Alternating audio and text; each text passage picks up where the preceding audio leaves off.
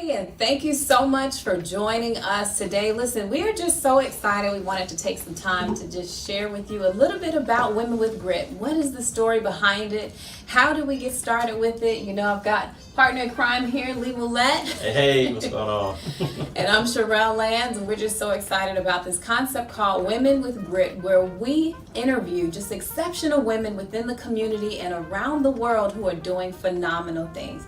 So how do we get started with this concept, Lee? Well, I think ultimately it was a reaction to COVID. We were literally working on a different concept that involved women and really helping women have the opportunities to progress in their careers, and we're really putting something together to do that. And we had all these people lined up to interview and to get information from, and COVID happened. And so that changed life for everyone. It did, and so for us, we were talking one day, and so we were talking about what we're doing, and I said, I'm thinking about doing this podcast, and I'm thinking about doing this, and you said, okay, let's do it. And so Women with Grit came. There it is.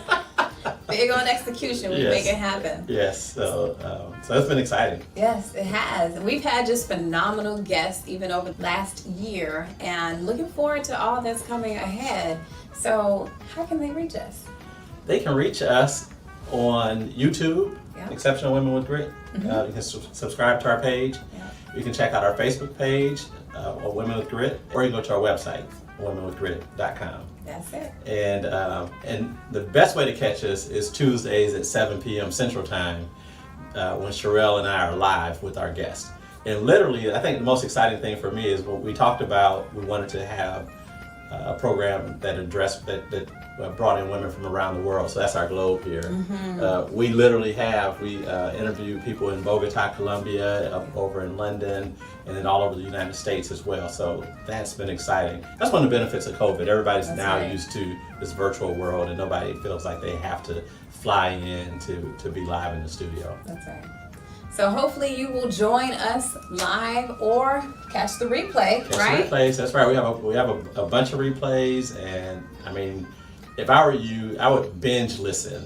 People binge watch on Netflix, binge listen and watch Women with Grit. There have been some phenomenal interviews and some phenomenal tips that will help anyone. We have men and women that watch. That's right. And I think the tips that you get, the things that you learn from these women that are our guests will help anyone advance their careers, advance their lives, and just really live a full life and a happy life. And I think that's exciting. Yes, I would agree 100%. So if you're interested, definitely join us, follow us, engage with us, like us, share it, all of those things. And if you know a phenomenal woman or a woman with grit that you would recommend being on the show, be sure that you write us on any one of those forums, and a member of our team will get back to you. Yes. And don't forget, if you have a product or service, a company that you want to promote or a cause, give us a shout. We're happy to do that. There is a cost. But it's not much, not yet. So you better get in while it's cheap. That's right. That's right. Well, thank you. And so far, we'll see you online. Talk to you later. Peace. Bye.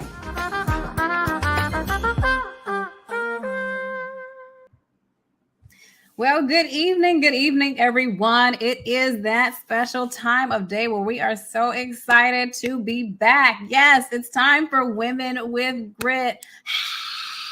That's my way of actually giving a hand up and a round of applause. We're so excited that you all are joining in. So go grab a drink and jump on in. Grab your favorite beverage of choice. Grab a snack. We are here. And guess what, guys? I'm rocking a new do. That's right. I cut it all off for 2022. Illuminate your new hue in 2022. I tell you what, sometimes when you want to do some things different and when you have to move from one plateau to the next, you got to make some changes, right? And change is always good for us. We have to be comfortable with welcoming them, doing something different, something exciting, right? Especially when we talk about walking into our now. So we're so excited that you are taking the time to join us. But listen, you guys know we love engagement. So as you join in, feel free to leave something in the chat. Thank you, Lauren. She says my hair is super cute. Thank you. I appreciate it. So definitely leave your name as well as the city and state that you're joining in from in the chat function, because we want to engage with you. And as you guys know, my partner in crime is not here yet, but he is on the way. So we're so excited that he will be joining us a little bit later, and that is Lee Moulette. But as you guys know, we believe in keeping the party going. And so we're so excited to see you on. We took the feedback. We're on at a new time, right? 6 p.m. Central Standard, 7 p.m. Eastern Standard. So no excuses. We hope to see you here online, because guess what? We've got another amazing, amazing woman with grit to present to you today. And she is a powerhouse. You guys are in for an amazing treat. Miss Wanona will be joining us in just a moment. So go ahead and engage with us. Leave the city and state that you're joining in from, as well as your name in the chat function, because you guys know how we like to do. We love to make sure that we say hello to you. In fact, we will, again, because you know we love the whole aspect of giveaways. So I want to make sure that you guys leave your name, city, and state in the chat function, and go ahead and tag a friend and have that friend mention you so we can send something to you. We definitely want to make sure that we do that as well and give you a warm hello. So thank you for taking the time to join in on Women with Grit, where we interview amazing women around the world who are doing phenomenal things. So hey, Lauren from Franklin, awesome. Good to see you on. Hey, Anna from Cincinnati, Ohio. Thank you. Good to see you on. Make sure you hit that like, share buttons. Send it out to your friends. Let them know that we are on as well. And all of you that are also in the room, my Facebook crew, our YouTube crew as well, and those who are joining in from the website and other places.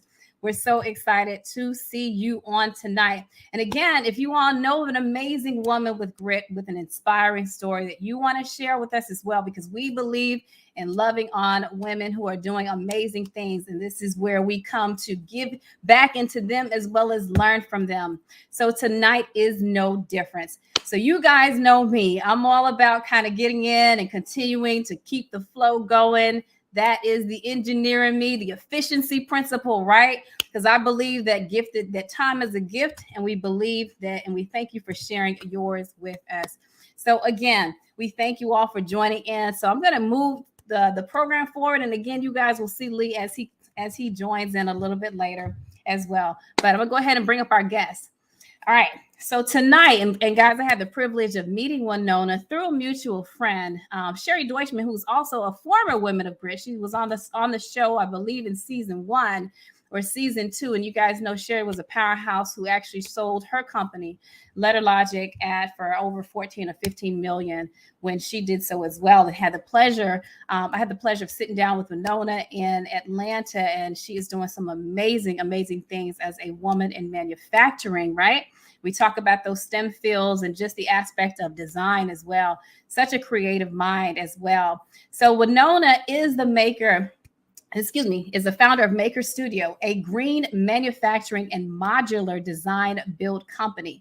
She's a graduate of Auburn University, College of Architecture, Design, and Construction. I'm so excited to have her on just from that aspect. I mean, it's just so fun to talk to my STEM sisters. And she is definitely a powerhouse. She has 17 years professional career, is a combination of project management, urban design, landscape architecture, and civic engagement. Ms. Satcher has written for the Huffington Post and participated in both the CityLab-Aspen Institute and Bloomberg Philanthropies National Innovation Program. Wanona was featured in the Inc. magazine Top 100 Female Entrepreneurs of 2020. Got to say that again. Top 100 Female Entrepreneurs of 2020. CBS Small Business Spotlight. The 2020 SOCAP-Spectrum Founder of Color, Forbes magazine, and as a Next City Vanguard Top 40 Under 40. You guys are in for a treat. She is also a 2020 Summit Senior Fellow through the Summit Series. So guys, I present to some, introduce to others, Miss Wanona. Hi, Wanona. Hi, how are you? I'm fantastic. We're so delighted to have you on today. Yeah, I'm excited. Thank you so much for the invite and looking forward to the conversation. Loving the do. Looks so Thank cute. you. Yay. Something different. New beginnings. Right. Yep. That's right. The quick thing was it took me, oh my goodness. And it's not the first time I've cut my hair, but it is the first time in a long time that I decided to do so.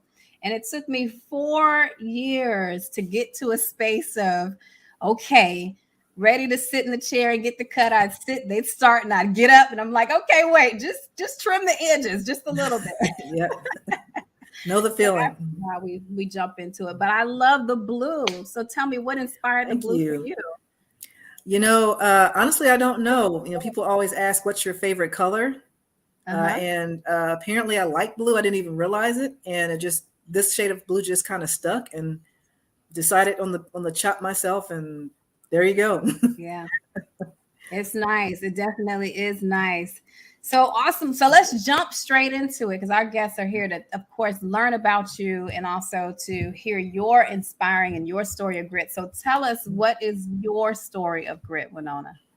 Wow, it's been a long journey already, and I can tell you, a lot of it started, I would say, in college, in design school, and just the grit around working, 3, 4, 5 days straight, no sleep, with something that you're really passionate about, in a way that only you can serve, only in a way that you can show how you want to change the world.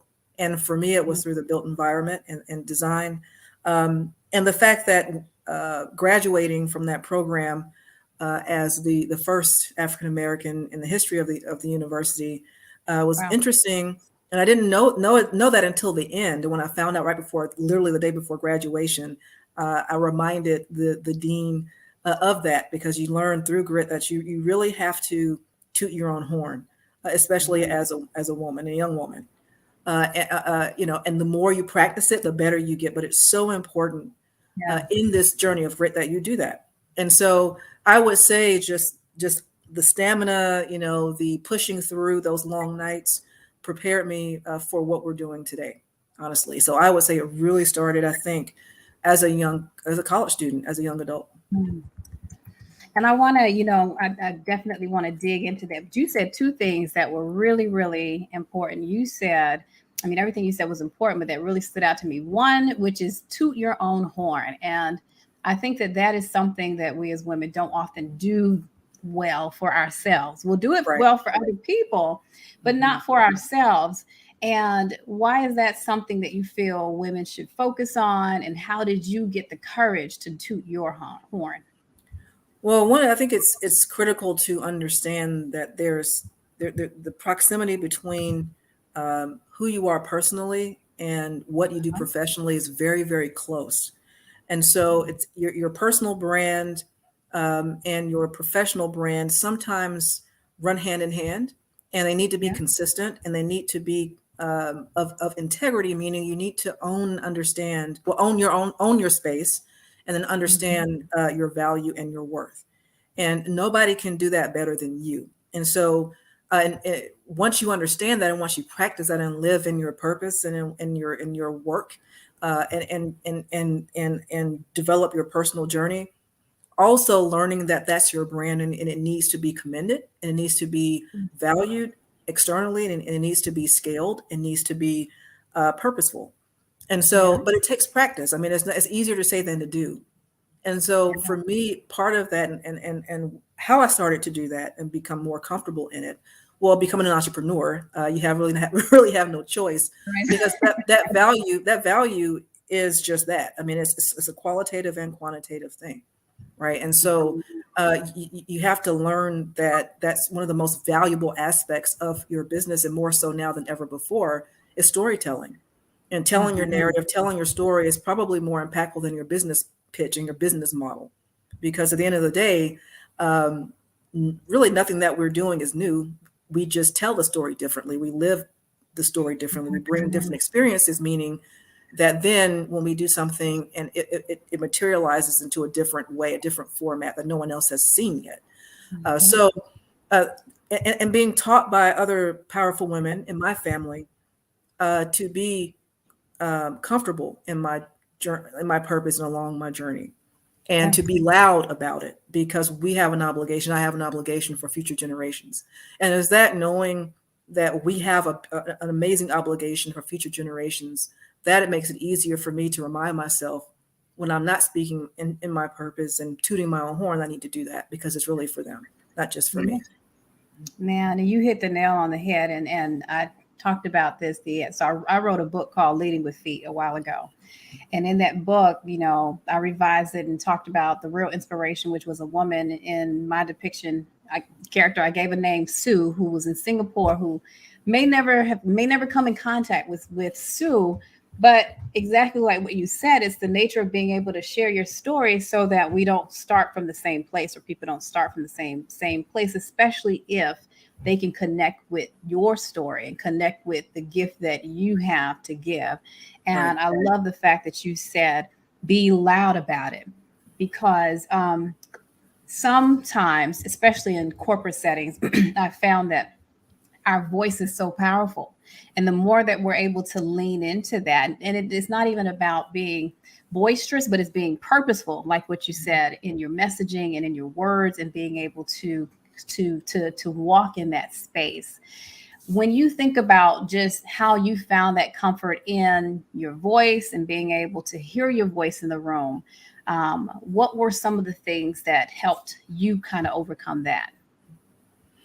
Well, that's a good question. Well, I would say, first of all, being purposeful, being intentional before any meeting or before any boardroom, before any gathering, to be intentional in the practice of remembering why I'm here to do what I'm supposed to do, what my purpose is, and what my role is in all of this, and to know that I'm needed, to know that the change that I want to create is needed. All of our ideas are needed. There's enough room to go around. But the other thing is, the cool part about it is that I'm the only one that has the experiences that I've had. And so that provides me with a very interesting perspective, or perspectives that no one else has, and create a recipe that no one else can do. So, how you might grill a hamburger or make a hamburger might turn out differently than the way I do it, right? Because we have different ways of putting all the components together. But all of that matters. And so knowing that you are needed, and knowing that you just never know how you might change a life because of your story is so important. And that is really a great driver for me to be loud and to be who I am, and to, especially in rooms where you're not normally seen. And those are the most powerful rooms, because that's where you have the most impact. And usually, I think the best gifts and the best opportunities come from being in spaces that are not comfortable. And that really is an everyday thing about being an entrepreneur. If you're comfortable, then you're not telling your story well enough. You're not being as intentional. And I've taken a couple of storytelling sessions, actually through Summit Series, and didn't know that I was not that bad at telling a story, to be honest with you. And I think the other thing is knowing your audience. Once you realize and who's around the table, what the table is built, who the table is built for, why you've been asked to join the table at that particular time, you can understand and do your research. Who is the audience? Then some things don't matter. I had one lady, executive coach, tell me, don't give away all your cookies at once. Just because you have an amazing story, you still have to be strategic as to the information that you provide when you provide it, as long as it's of value to you and it makes your brand stand out. So it's definitely a practice. It's definitely strategy. There's tactics to it, but being very careful and protective about who and how and why you're telling your story, but making sure that you are intentional about being loud about that story that you're telling at that time. Whew, you said a lot, and I love it. And I captured some of them. You said, don't give all. So ladies, don't give away all your cookies all at once. Know that you're valuable, right? And being able to recognize that your story is worth hearing. Operate from a place of intentionality as well as purpose, being intentional in that. Know your audience and who the table was built for. That is so important, because if you come to the table with scraps and you're essentially sitting amongst kings and queens, etc., you want to make sure that you're prepared for the table which you're speaking to, or vice versa. So I absolutely love that you said that. Now, I want to go back to one of the things that you said. You were the first African American to graduate from your particular college.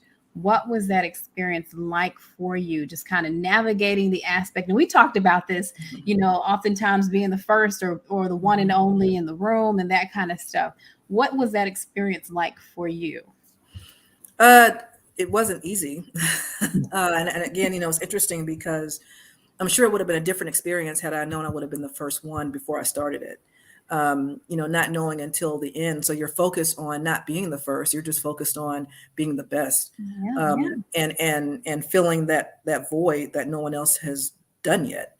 The experiences that I had in the program were, lonely in a lot of ways. And I'm sure a lot of women and Black women can, and women in color can understand that.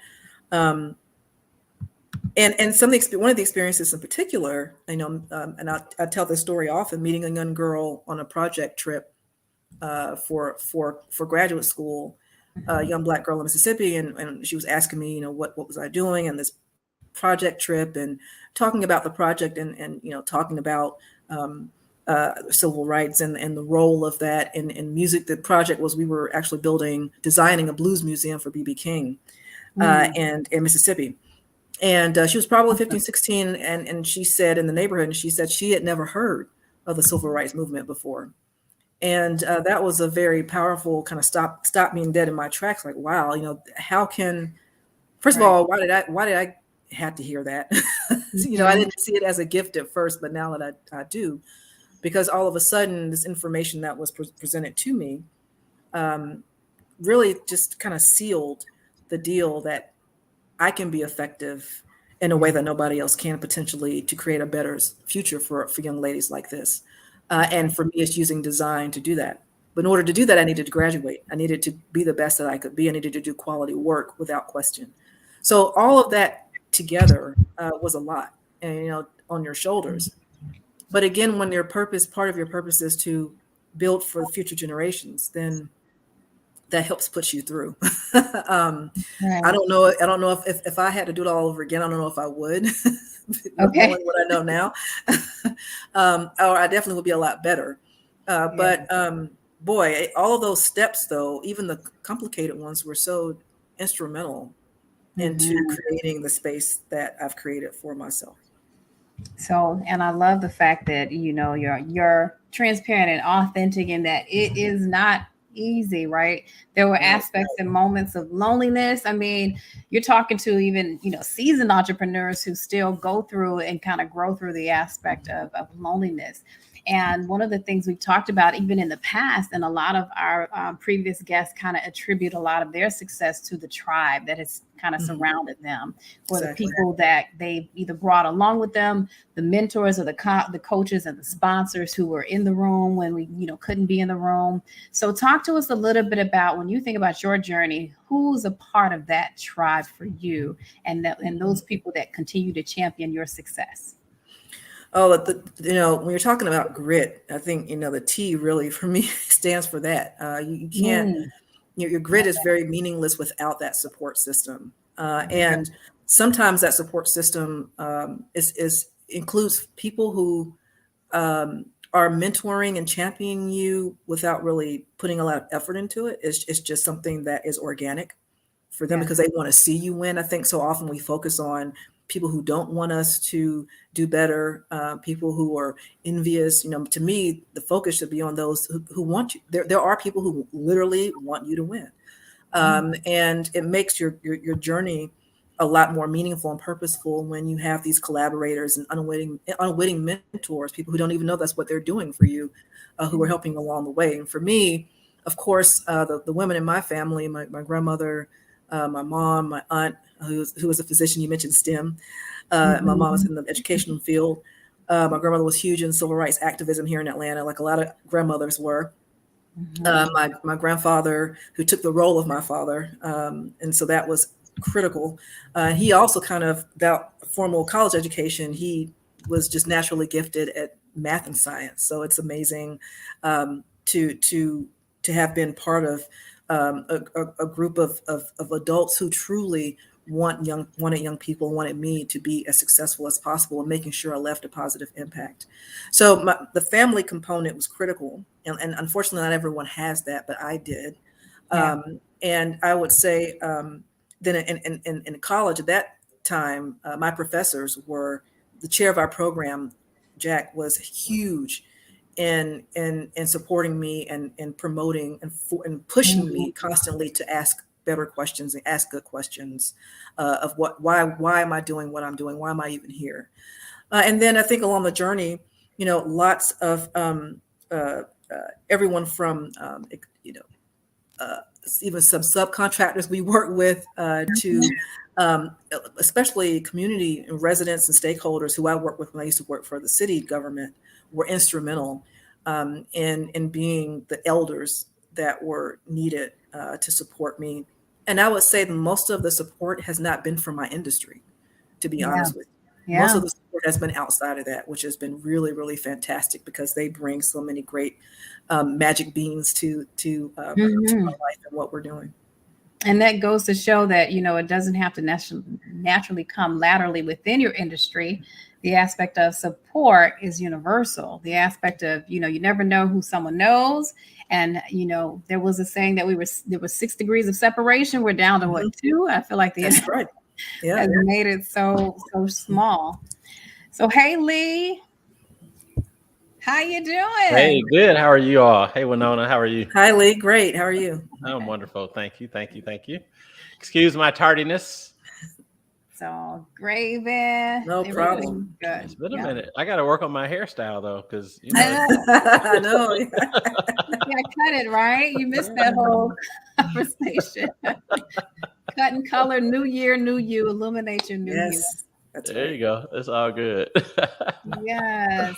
All good.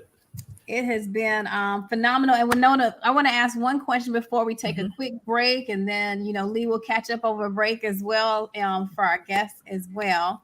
But when you think about, you talked about just the aspect of having a really rich community of support and a rich community of support, which a lot of the times entrepreneurs tend to kind of clunk our way through sometimes.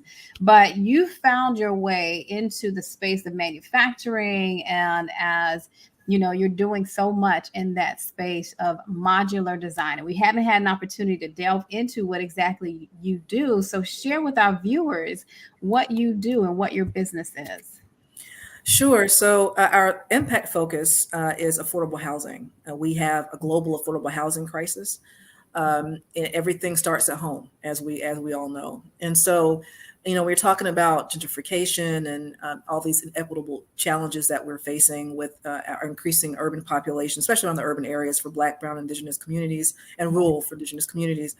Housing is the most sensitive space, and unfortunately the most expensive space around the world. And so, as a landscape architect, we are trained to look at life not in pieces, but as an ecosystem. And there's so many different intersections when you're talking about housing and community development. And so we build modular shipping container real estate, especially around, like I said, housing, affordable housing. And we just actually acquired our first factory here in Atlanta, so we're so excited. But basically, we're able to build affordable housing more efficiently, more cost-effective, more affordable than conventional construction.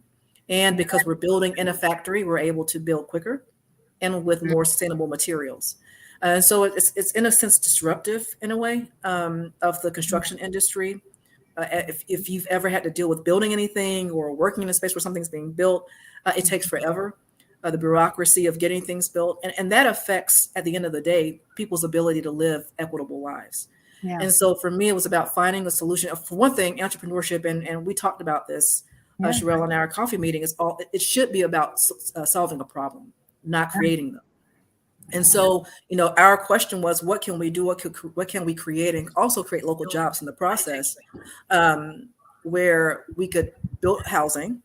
We could reimagine urban spaces, smaller spaces, built smaller for greater impact, where we could build spaces for our aging grandparents and parents, where they could live in their own space in the backyard or attached to a home, where we could build clinics. It's not just housing, but clinics, which we did. We prototyped a clinic with a local breast cancer surgeon that we could build quicker and actually place these clinics by bus stops where you can have access. So it's all about using the built environment and design to create equitable access, and housing is just one of the key components of that.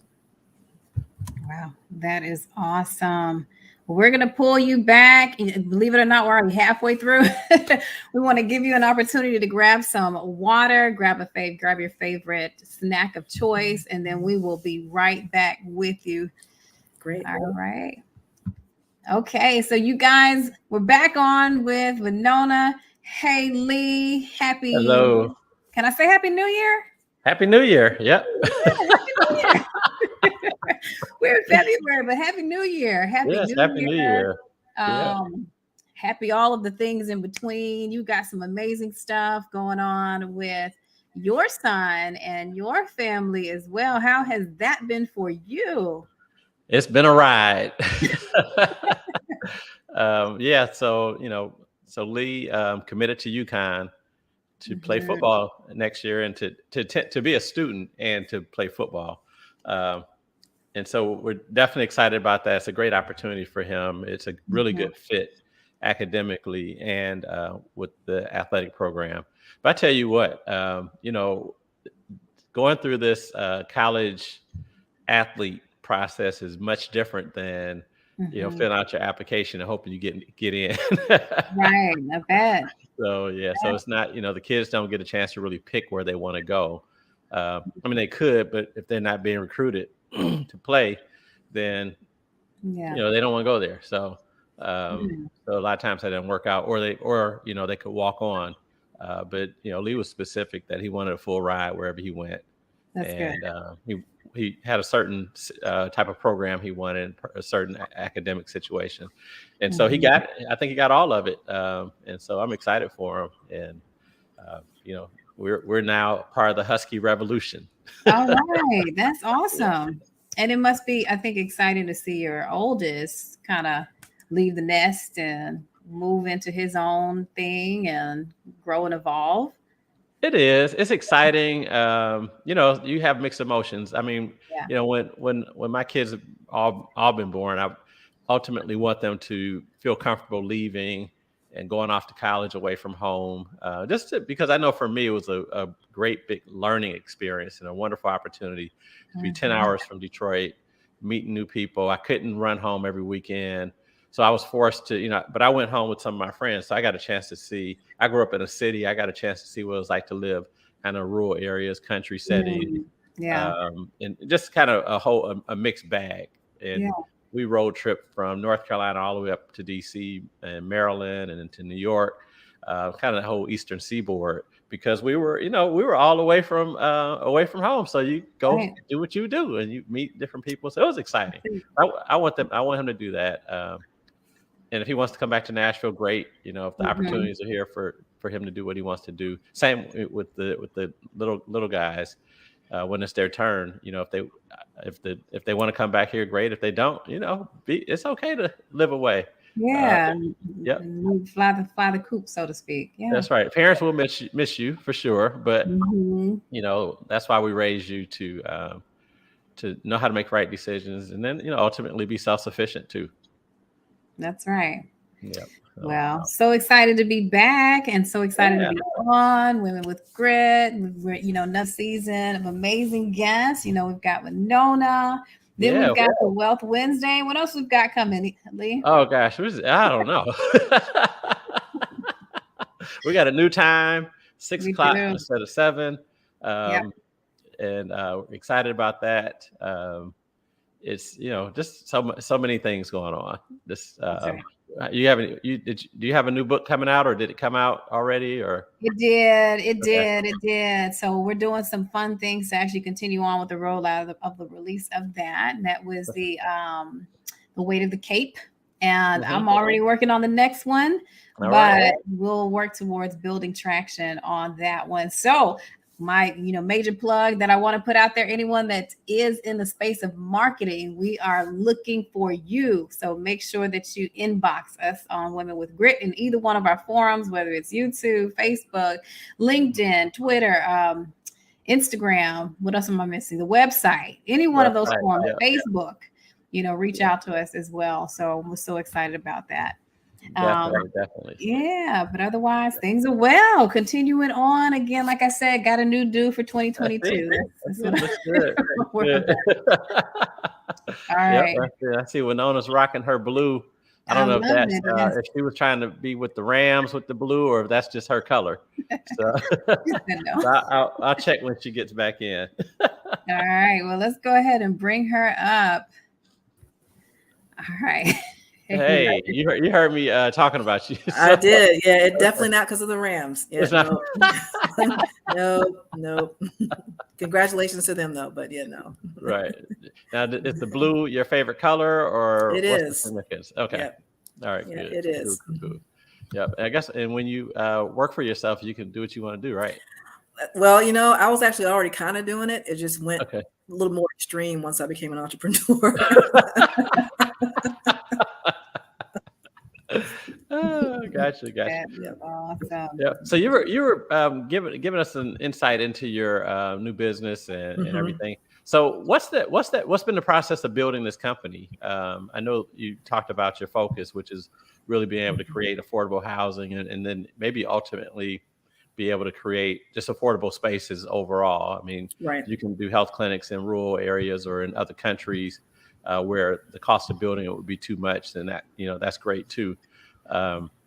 But what's been this process of building this business, and how did you actually focus in on kind of the modular building? I've heard, now I'll talk about that later, but I'll give you this time to answer that. Yeah, no, it's been an interesting, the process is very interesting. Of course, when you're an entrepreneur, it is, but talk about a learning curve because not many people do this kind of work. In some respects, it's not complicated.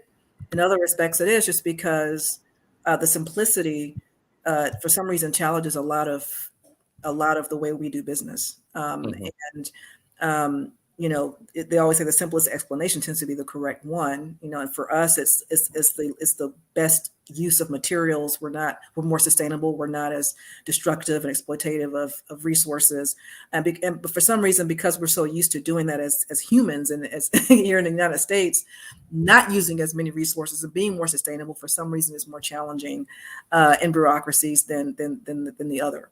And so it's having to literally retrain those that make that sign off on our ability to get things permitted and structures built to re-educate that it's okay to do things that are better for the environment. It's okay to have a for-profit business, but also create social impact. It's okay to do that. In fact, we started out as a nonprofit, and I realized quickly that was not going to work, and turned into a for-profit model. And that shifted even the energy around people being interested in collaborating with us. Right. And then of course, tackling affordable spaces, like as you mentioned, Lee, and affordable housing. The myth is that you can't build housing affordability in gentrifying communities, wealthier communities. Well, if you build the conventional way, you can't justify those costs because land prices are increasing, construction materials are increasing, the supply chain is crazy. But if you build our way and you build modular, you build offsite, you build with efficiency, and Sherelle, you and I talked about this. That's what you do as an engineer.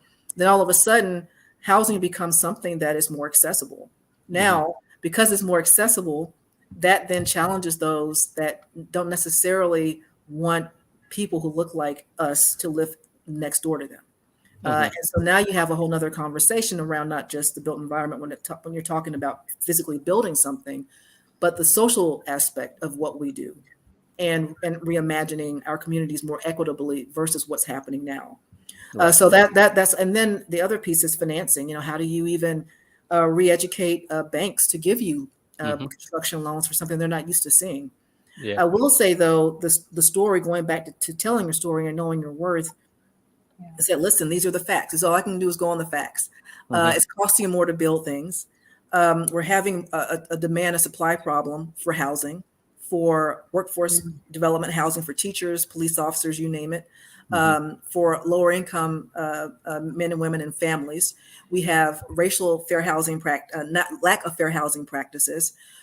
We have people who are more interested in investing and flipping homes than creating communities. And so these problems are only being exacerbated by especially pandemics. And what we've come to realize is at one level we build things, we design spaces, but for me, it's becoming more and more a part of our story, a bigger part of our story, that we are actually reimagining local supply chains. So how can we localize and make real estate development and community development more accessible so that we all can participate in it? And that's really what this is about. Gotcha.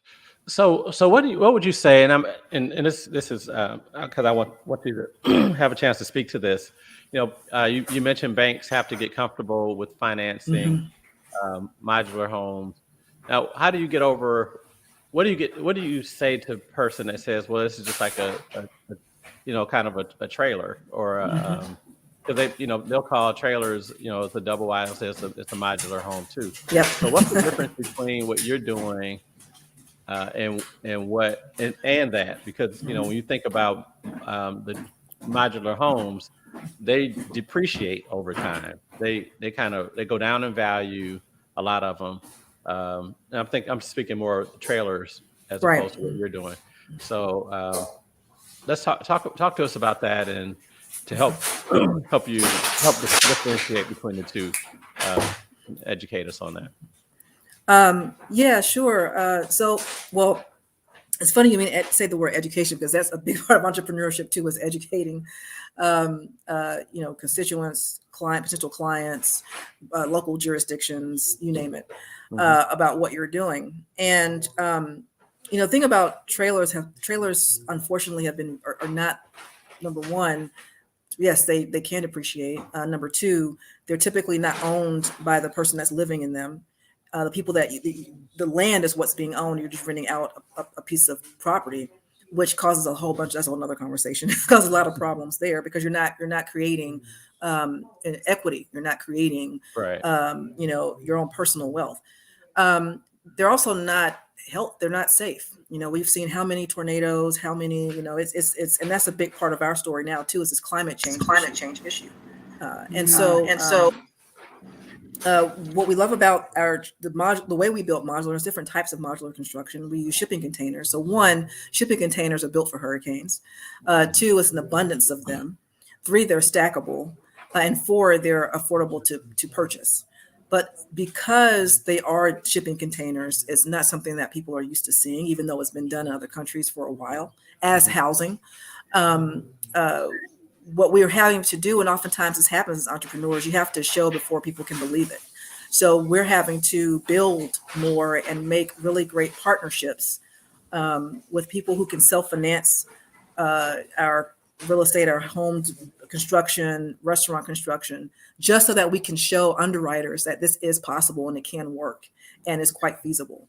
And the projects that we have done, our clients love them. They say they're some of the most comfortable places to live in. We follow all building codes, of course. And we also are working with consultants who actually write the International Building Code to help us understand all the processes to make sure that our insulation requirements are met. So we literally are building spaces just like you would build a home.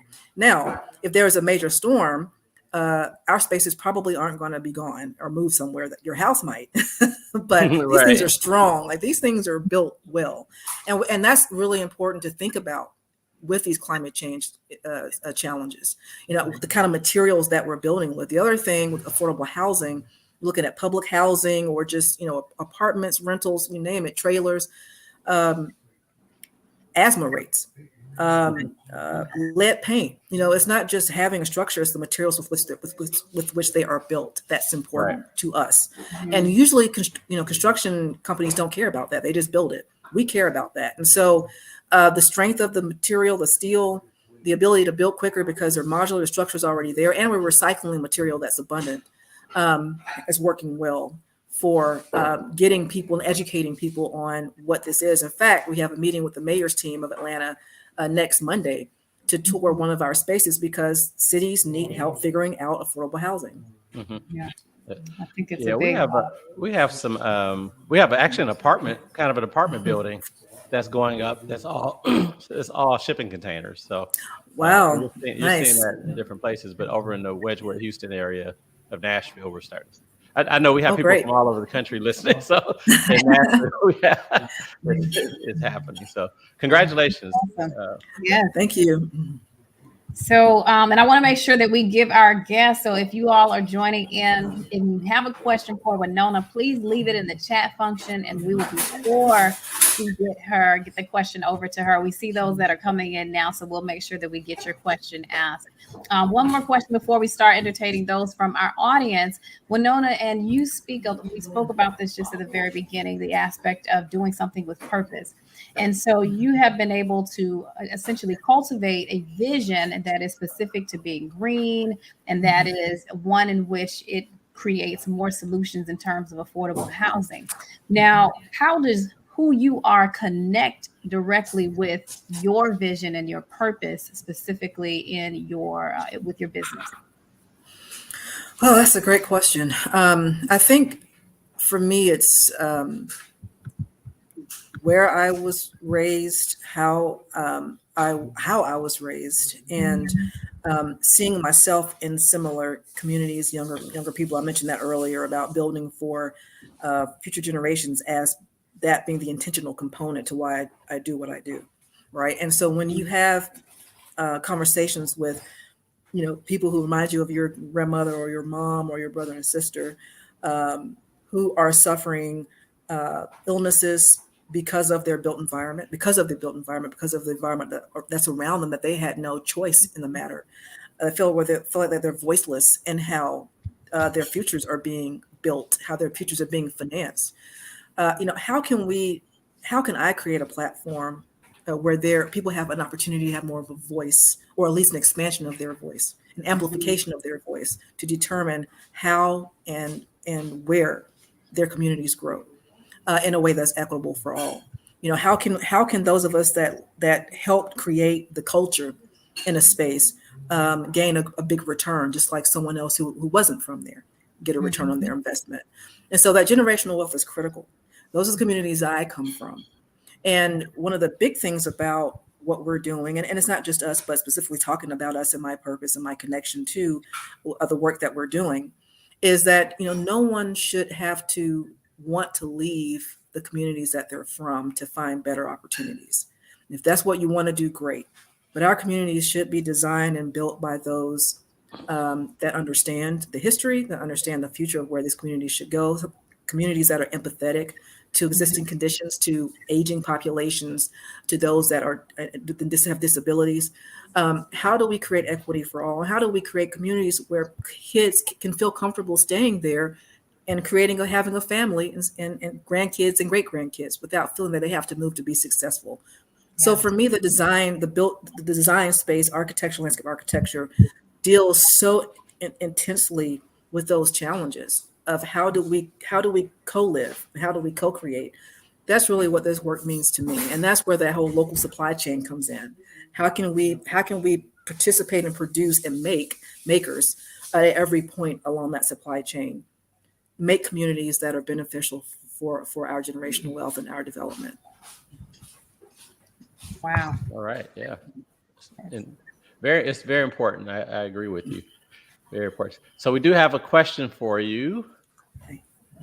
We have Lauren Jones-Ladd. Hey, Lauren wants to know if you have a website where she can see your projects. Yes, our website is Mākhers Studio, so it's www.Mākhers, Makhers studio.com. That's our studio. Mākhers. I see you. Okay. Yep. looks like Mākhers, but it has that little line over the A, so it's Mākhers. Makersstudio.com. Of course, and that's our website. Of course, Instagram and Twitter at Mākhers Studio. You can also learn more about me. I have my own personal website. Sherelle, we talked about this a little bit earlier too, having your personal brand and your professional. But Wanona Satcher, myname.com. So you can learn more about my personal journey and how that kind of intersects professionally, and also looking at our professional website as well. I will have to apologize in advance. I have not updated as much as I should. So we're working on that too. We have to know you do everything, right? And so, True. Yeah. So, but yeah, start there. And I'd love to hear from your audience. If they have any questions, we have forms on our website that go directly to me. So I'm more than happy to have a deeper conversation about what we're doing. Gotcha. Lauren said, awesome presentation. Oh, thank you. Hey, Sharonda Scott, good to be with you again. And I'm not sure, am I missing any questions, Sherelle? No questions as yet, and I'm looking across all of our feeds. So if you guys have any questions for Wanona, feel free to ask her at this moment, especially before we give the recap. But in the meantime, Wanona, do you have any specific pearls of wisdom that you want to share with us? Before you go to that, let me ask this question. Okay. So you all are building a factory or bought a factory or creating a factory. So is your intention to be able to sell to developers in other regions and cities, states, et cetera? And if so, how far are you from being able to do that? Great question. So yes, we just moved into our first micro manufacturing facility here in Atlanta. And we're working on that whole operations and processes for that so that we can build here and ship really across the country. But to keep prices affordable, we are hoping to expand to 4 other cities within the United States. We're already talking to a city in Southwest Michigan, a community there, to open up our second facility, which will help to alleviate some of the interest, which is a good problem to have, interest from those that call us from out west and the Southwest. We also have an investor interest, real estate developer in Denver, Colorado. So we're making our way through as far as our PR and marketing, but that is the goal, to be in 5 cities, including Atlanta, nationally, and the hope to go global with 3 cities. I mean, the beauty of building with shipping containers is that's what they are, right? So we can literally build a home and put it on a boat and ship it, and so that works well. Well, to answer this global housing crisis, affordable housing crisis call. And our major typical clients right now, small real estate developers. We're looking at larger real estate developers and even larger corporate clients as we transition from mostly D2C to mostly B2B, and looking at even larger corporate clients, institutional clients such as hospitals. They're starting to get more into this affordable housing development, which is great, to be able to house the sick right there next to the facilities. So that's really housing, but we also do modular commercial projects. And so we do right now, in fact, we're working on a restaurant stack container project here in Atlanta, which we're really excited about. Containers do stack, so that's another opportunity to do some really cool stuff. And you mentioned that, Lee, is one of the multifamily projects there. But yeah, we are looking to work with larger real estate developers, institutional and corporate clients. And because of COVID, we realized we started getting calls from some academic institutions who are now having to rethink student housing because of the pandemic. And a lot of these universities are in cities where they can't build out, but they can build up. And you can only do that with, being able to build modular and stacking. Well, you can only do it cost effectively using modular construction. Right. That's what we are hoping that all of the micro factories that we will be acquiring, a big part of what we're doing is to focus on urban revitalization in Black and brown communities. And so looking at smaller manufacturing facilities between 12 to 30,000 square feet, old warehouses, old strip malls in communities of color that we could then revitalize and rehabilitate as micro manufacturing facilities so that people can live, work, play, and walk to where they work. Those are some of our goals we're working towards now, and we will be raising our next round of investment end of second quarter this year. That's our goal. Okay, awesome. Congratulations. Thanks. Yes. All right. So we got another question from Lauren. She says, when you first started, you mentioned something to the effect of, if you're comfortable, you are not telling your story enough. Would you share more about this or elaborate? Yeah, I mean, usually it's amazing how you can surprise yourself with how much you actually know when you put yourself in places that test you. If you're only working or surrounding yourself with people who always think the way you do, are not challenging you to grow, to be better, that does not prepare you for better opportunities.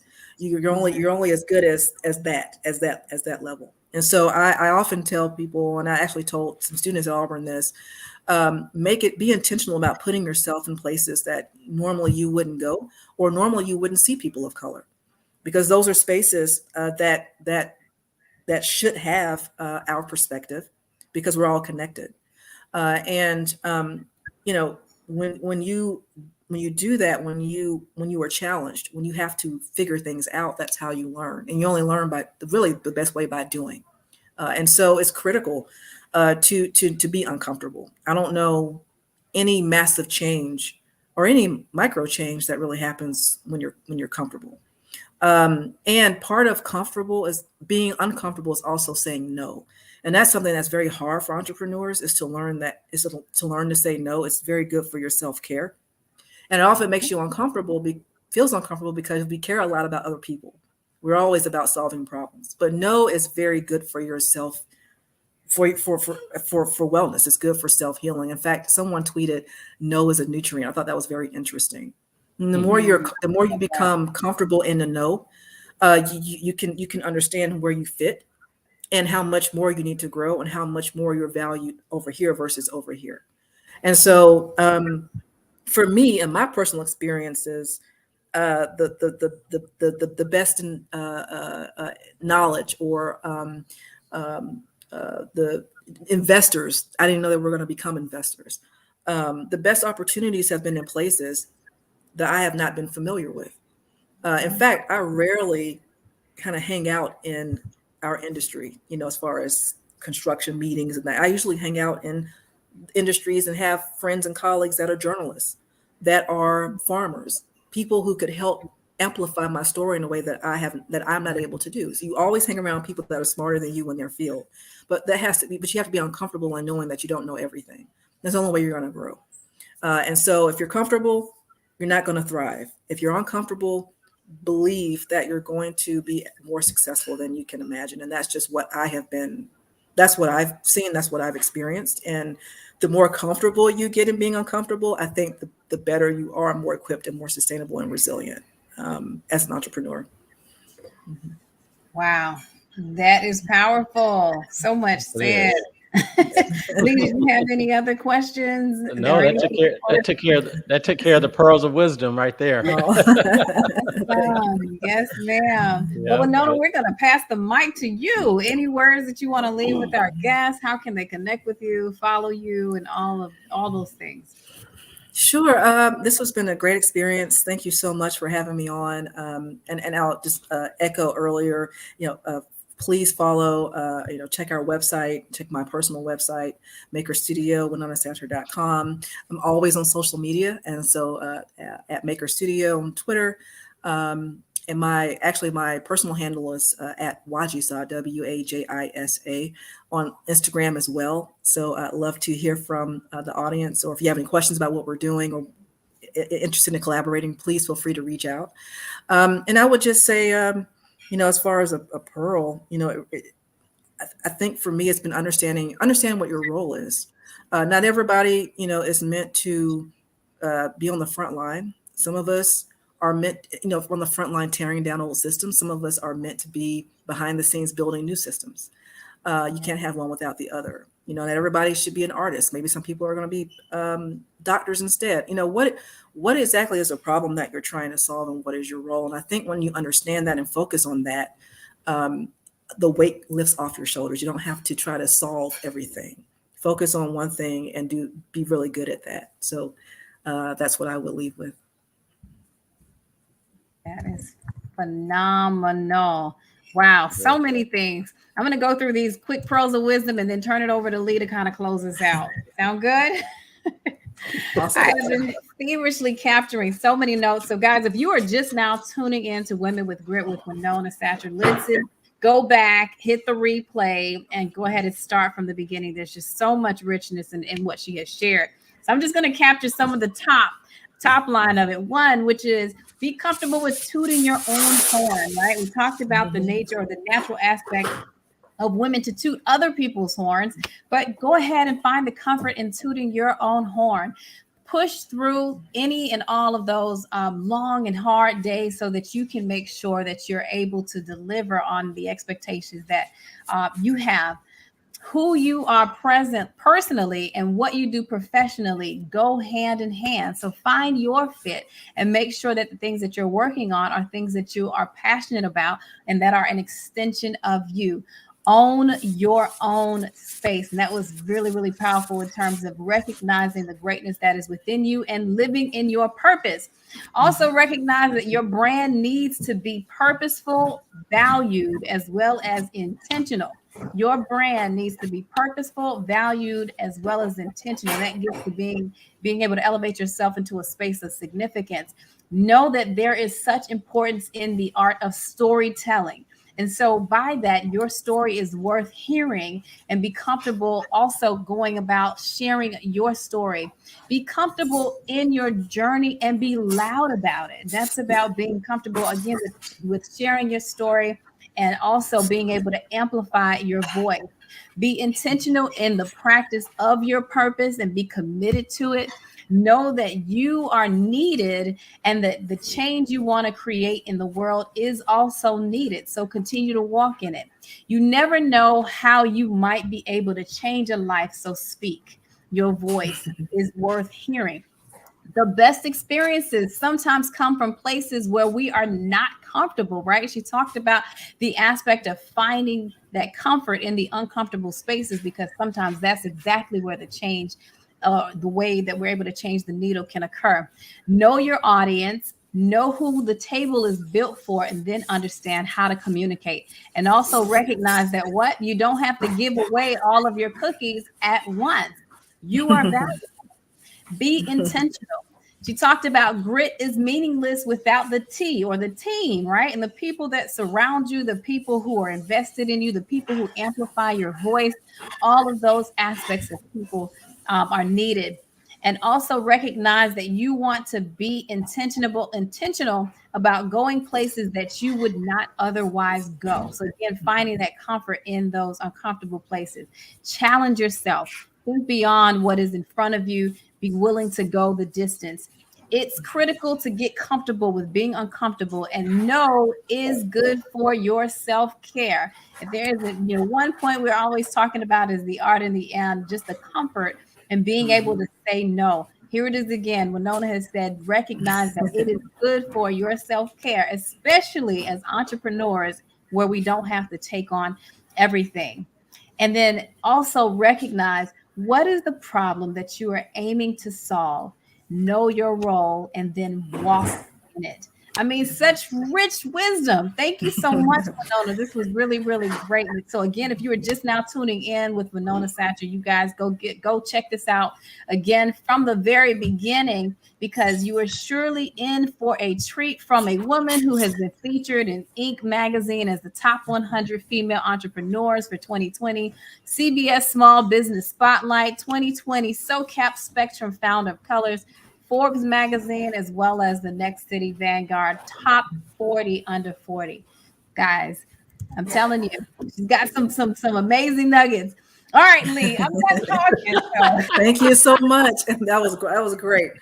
Yeah, I know we need to. You need those cliff notes to send out to everybody. But yes. Wanona, thanks so much for spending an hour with us today. And we look forward to seeing all the great things that you do and continue to do.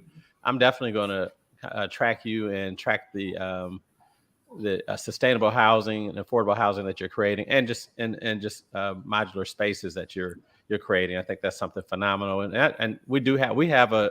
You talked about restaurants. We have a community of restaurants and fitness centers in Nashville that are from shipping containers. So and they are doing really well. And they've been here for a number of years. So that's exciting. If you come to Nashville, we'll show you around to our you won't be here long, but we'll show you the couple of areas that we have that are already taking advantage of this. And I'm on the way. Right, okay. Can't wait. And to our audience, thanks for tuning in this evening. let all your friends know that Women with Grit is back. We're back. But we're on at a new time. We're on at 6 p.m. Central Time instead of 7. So 6 p.m. Central Time. Of course, you can always check us out on YouTube, Women with Grit, on that YouTube channel, on Facebook Live, our Women with Grit page. You can go to our website, womenwithgrit.com. Want to shout out my partner, Sherelle Lance. Check out her website, sherellelance.com, with all the things that she has going on. Check out my website, thetableaction.com. We have a big meeting, a membership meeting tomorrow. We have some fabulous, phenomenal result stories that have occurred, excuse me, with this organization. It's only been around for just a little over a year. And I mean, significant opportunities have come to our members. So check out the website. And we're coming back live with selling on, now these are not modular, nor are they affordable, but our alto contralto development on Church Street. Check out www.alto.com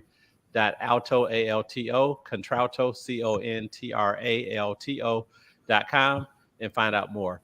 They'll be coming online with the new pricing and everything in the next few weeks. All right, everyone, have a wonderful week and do something amazing this week. Make sure you share this with your friends, tell your friends about it, and we will see you next Tuesday, 6 p.m. with another fabulous woman with grit. Talk to you all later. Have a good night. Thank you.